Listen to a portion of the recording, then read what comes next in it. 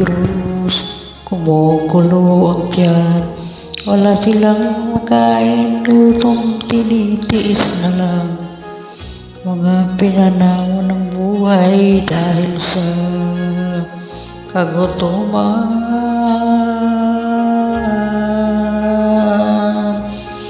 Sila ba'y panunurin lang natin, kababayan?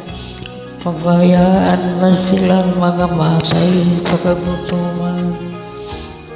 Alam ko marami pang mabubuting mamamayan sa mga bata sa Negros ay ating tulungan.